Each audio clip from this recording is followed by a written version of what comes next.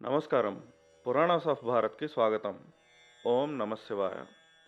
శ్రీ శివమహాపురాణము విద్యేశ్వర సంహిత 21 మరియు 22వ అధ్యాయములు. పార్థివ పూజా మహిమ, శివ నైవేద్య భక్షణ నిర్ణయము, బెల్వపత్రముల మహాత్మ్యము. తదనంతరము ఏ కోరికను తీర్చుకొనుటకు ఎన్ని పార్థివలింగములను పూజింపవలను అని మహర్షులు అడిగిరి. అట్టి విషయమును వర్ణింపుచు సూత మహర్షి ఇట్లు నుడివెను. మహర్షులారా, పార్థివలింగముల పూజ కోట్ల కొలది యజ్ఞములు చేసిన ఫలమునొసగును. కలియుగమునందు శివలింగ పూజ వంటి శ్రేష్టమగు సాధనము ఇంకేదియును లేదు. ఇది సకల శాస్త్రముల యొక్క నిశ్చితమైన సిద్ధాంతము. శివలింగము భోగమును మోక్షమును ప్రసాదించును. ఉత్తమ మధ్యమ అధమములని లింగములు 3 విధములుగా నుండును. 4 అంగుళముల పొడవతో చూచుటకు సుందరముగా నుండవలెను. వేదికతో కూడిన ఆ శివలింగమును శాస్త్రజ్ఞులైన మహర్షులు ఉత్తమమైనదని చెప్పిరి. దానిలో సగభాగము కలది మధ్యమమని, దానిలోనూ సగముగా నున్నది అధమమని పలికిరి. ఈ విధముగా 3 రకములైన శివలింగములను తెలిపిరి. అవి ఉత్తరోత్తర శ్రేష్టములైనవి. బ్రాహ్మణులు, క్షత్రియులు, వైశ్యులు, శూద్రులు లేక విలోమ సంకరము ఎవరైనను కావచ్చును.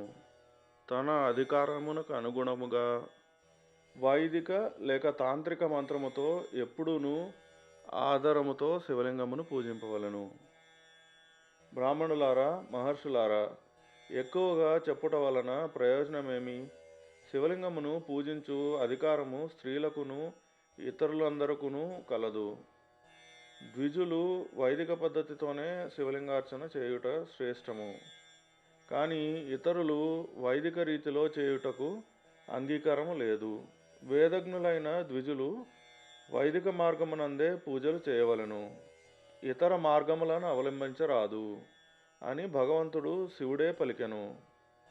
దదీచి, గౌతముడు మొదలైన వారి శాపము చేత దగ్ధమైన చిత్తము గల ద్విజులకు వైదిక కర్మలందు శ్రద్ధయుండదు.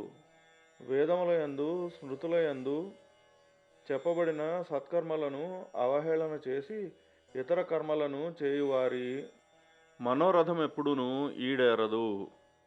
ఇట్లు విధిపూర్వకముగా భగవంతుడగు శివునకు నైవేద్య సమర్పణము చేసిన తర్వాత ఆ స్వామి యొక్క త్రిభువనములతో కూడిన 8 మూర్తులను కూడా అక్కడే పూజింపవలెను.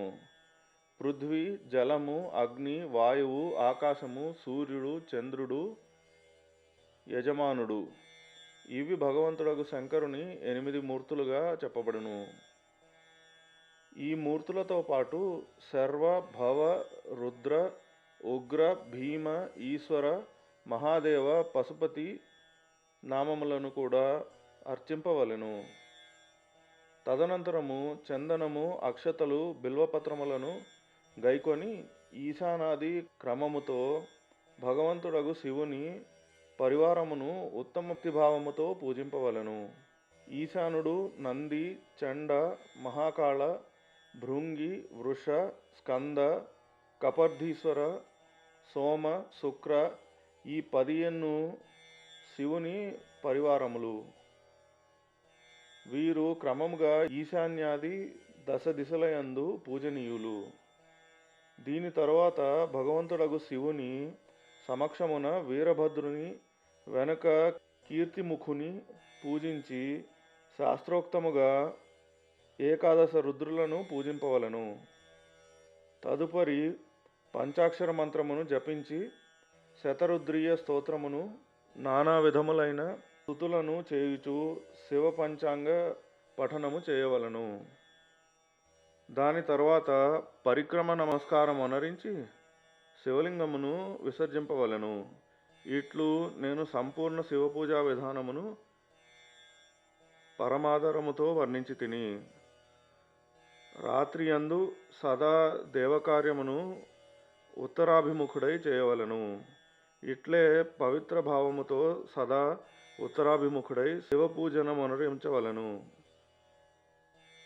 శివలింగమును స్థాపించిన చోట దానికి పూర్వదిశనాశ్రయించి కూర్చొనుట లేక నిలబడుట చేయవలెను.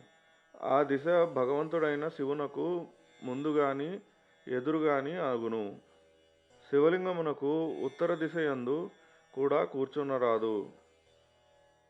అది భగవంతుడగు శంకరుని వామాంగము. అందు శక్తి స్వరూపయగు ఉమాదేవి విరాజమానురాలై ఉండును. పూజించువాడు శివలింగమునకు పశ్చిమ దిశయందు కూడా ఆసీనుడు కారాదు. అది ఆరాధ్య దైవము యొక్క పృష్ఠభాగము కనుక మిగిలిన దక్షిణ దిశే అనుసరణీయము. దానినే ఆశ్రయించవలయను. శివలింగమునకు దక్షిణ దిశయందు ఉత్తరాభిముఖుడై కూర్చొని పూజ యునర్పవలెనని దీని తాత్పర్యము. భస్మముతో త్రిపుండ్రమును ధరించి రుద్రాక్షమాలను తీసుకొని బిల్వపత్రములను ప్రోవు చేసియే విద్వాంసులు భగవంతుడగు శంకరుని పూజింపవలెను. ఇవి లేకుండా పూజ సల్పరాదు. మునివరులారా, శివ పూజ ఆరంభించు సమయమున భస్మము లభించనిచో మట్టితో కూడా లలాటమునందు త్రిపుండ్రమును తప్పక ధరింపవలెను. ఋషులు పలికిరి, మునీంద్ర, భగవంతుడగు పరమశివుని నైవేద్యమును స్వీకరించరాదని మేము మొదటి నుండి వినియుంటిమి. ఈ విషయమునందు శాస్త్ర నిర్ణయం ఏమిటో తెలుపుడు. బిల్వపత్ర మహాత్మ్యమును కూడా వివరింపుడు. సూతుడిట్లు పలికెను, మునివరులారా, మీరు శివ సంబంధమైన వ్రతమును పాటించువారు. మీకు అందరకు వందల కొలది ధన్యవాదములు. నేను సంతోషముతో సమస్తమును వివరించెదను. సావధానులై వినుడు. శివభక్తుడు బాహ్యాంతరములలో పవిత్రుడై పరిశుద్ధుడై యుండును. ఉత్తమ వ్రతమును పాటించువాడై దృఢ నిశ్చయమును కలిగి ఉండును. అట్టివాడి శివనైవేద్యమును తప్పక భుజింపవలెను. శివనైవేద్యము గ్రహించవలదను భావమును మనస్సు నుండి తొలగింపుడు. శివనైవేద్యమును చూచిన మాత్రము తోడనే సకల పాపములు దూరమగు పరుగిడిపోవును. దానిని తినినచో కోట్ల కొలది పుణ్యములు తన అంతరంగమును చేరును. వచ్చిన శివనైవేద్యమును తల వంచి సంతోషముగా గ్రహించవలెను. ప్రయత్నముతో శివస్మరణ చేయుచు దానిని భుజింపవలెను.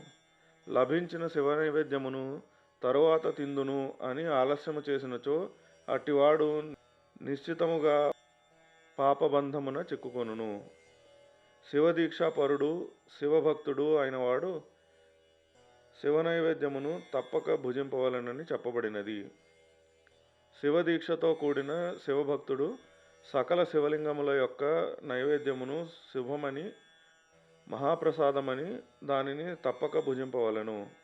కానీ ఇతర దేవతా దీక్షను గ్రహించిన వాడు శివభక్తి యందు కూడా మనస్సును లగ్నము చేసిన వాని కొరకు శివ నైవేద్య విషయమున ఉన్న నిర్ణయము నేడు ప్రేమతో వినుడు. బ్రాహ్మణులారా, సాలగ్రామ శిల ఉత్పన్నమైన చోటనే పుట్టిన శివలింగమునందు రసలింగము నందు పాషాణ రజత సువర్ణముల చేత నిర్మింపబడిన లింగములయందు దేవతల సిద్ధుల ద్వారా ప్రతిష్ఠింపబడిన లింగమునందు కేసర నిర్మిత లింగమునందు స్ఫటిక లింగమునందు రత్నములచే చేసిన లింగమునందు సకల జ్యోతిర్లింగములందు విరాజమానుడైన భగవంతుడగు శివుని నైవేద్యము భుజించుట చాంద్రాయణ వ్రతముతో సమానముగా పుణ్యము పుణ్యప్రదమగును. బ్రహ్మహత్య చేసినవాడు కూడా పవిత్రుడై శివ నిర్మాల్యమును భుజించి దానిని ధరించినచో అతని పాపములన్నీ శీఘ్రముగా నశించును. చండుని అధికారమున్న చోట శివ నిర్మాల్యమును సాధారణమైన పురుషుడు తినరాదు. చండుని అధికారము లేని చోట అచటి శివుని నిర్మాల్యమును భక్తిపూర్వకముగా అందరూ భుజింపవలను. బాణలింగము అనగా నర్మదేశ్వర లింగము, లోహ నిర్మిత లింగము, సిద్ధలింగము పొందినవారు కానీ లేక సిద్ధుల ద్వారా స్థాపింపబడిన స్వయంభూలింగము ఈ లింగములన్నిటి యందు అట్లే శివ ప్రతిమల యందు చండుని అధికారం ఉండదు. శివలింగమును విధిపూర్వకముగా స్నానము చేయించి ఆ స్నాన జలము 3 సార్లు ఆచమనము చేసినవాడు కాయిక వాచిక మానసికమను 3 విధములైన పాపములను శీఘ్రముగా తొలగించుకొనును. అగ్రాహ్యమైన శివ నైవేద్యము పత్రము, పుష్పము, ఫలము, జలము అన్నియును సాలగ్రామ శిలాస్పర్శ చేత పవిత్రములగును, గ్రహణయోగ్యములగును. మునివరులారా, శివలింగము మీద ఉంచబడిన ద్రవ్యములను తీసుకొనరాదు.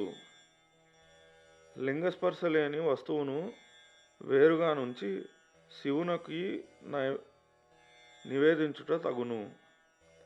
దానిని లింగము మీద ఉంచరాదు. మిక్కిలి పవిత్రమైనదిగా భావించవలను. ఈ విధముగా నైవేద్య విషయమున శాస్త్ర నిర్ణయము మీకు తెలుపబడినది. మీరు సావధానులై ఆదరముతో బిల్వపత్ర మహాత్మ్యమును విన్నుడు. ఈ బిల్వ వృక్షము మహాదేవుని రూపమే. దేవతలు కూడా దీనిని స్తుతించెదరు. దీని మహిమ వర్ణనాతీతము. 3 లోకములందలి ప్రసిద్ధములైన పుణ్యతీర్థములన్నీయు బిల్వవృక్షము యొక్క మూల భాగమున నివసించును. బిల్వమూలమునందు లింగస్వరూపుడు అవినాశియగు మహాదేవుని పూజించు పుణ్యపురుషుడు నిశ్చితముగా శివపదమును పొందును. బిల్వమూలము దగ్గర జలము చేత తన మస్తకమును తడుపుకొనువాడు సకల తీర్థముల యందు స్నానము చేసిన పుణ్యమును పొందును. అతడే ఈ భూతలమున పవిత్రుడుగా భావింపబడును. ఈ బిల్వవృక్ష మూలమునందలి జలము చేత నిండిన పరమోత్తమ పాత్రను చూచి పరమశివుడు సంపూర్ణముగా సంతుష్టుడగును. గంధ పుష్పాదులతో బిల్వము యొక్క మూల భాగమును పూజించువాడు శివలోకమును పొందును. ఈ లోకమునందు కూడా అతని సంతానము సుఖముతో వర్ధిల్లును. బిల్వవృక్ష మూల భాగమున దీపములను వెలిగించువాడు తత్వజ్ఞానముచే సంపన్నుడగును. భగవంతుడగు శివుని యందు కలిసిపోవును. బిల్వ శాఖను పట్టుకొని చేతితో దాని క్రొత్త కోమలమగు ఆకులను తీసుకొని వాటితో ఆ బిల్వ వృక్షమును పూజించువాడు సకల పాపముల నుండి నివృత్తుడగును. బిల్వమూల సమీపమున భగవంతుడగు శివుని యందు అనురాగము గల ఒక భక్తునకు భక్తిపూర్వకముగా భోజనమిడువాడు 1,000,000 రెట్లు పుణ్యఫలమును పొందును. బిల్వవృక్ష మూల భాగమున శివభక్తునకు పాయసము నేతితో కూడిన అన్నమును పెట్టువాడు ఎన్నటికీ దరిద్రుడు కాడు. బ్రాహ్మణులారా, ఈ విధముగా నేను తాంగోపాంగ శివలింగ పూజను వర్ణించి తిని పూజించు వారితో నివృత్తి ప్రవృత్తి మార్గీయులను 2 రకముల వారుందురు. ప్రవృత్తి మార్గీయులకు ఈ భూతలమున పీఠ పూజ సకలాభీష్ట వస్తువులను ప్రదానము చేయునదగును. ప్రవృత్తి మార్గీయులు పాత్రులైన గురువర్యుల ద్వారానే సకల పూజలను సంపన్నము చేసుకొనవలను. అభిషేకాంతమున అగహని నాణ్యమైన బియ్యము ద్వారా చేయబడిన నైవేద్యమును నివేదించవలెను. పూజ ముగియగానే శివలింగమును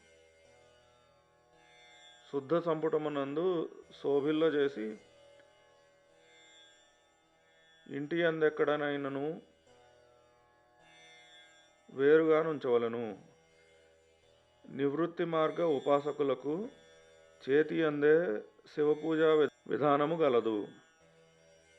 భిక్షాదుల చేత పొందిన తన భోజనమునే నైవేద్య రూపమున నివేదించవలెను.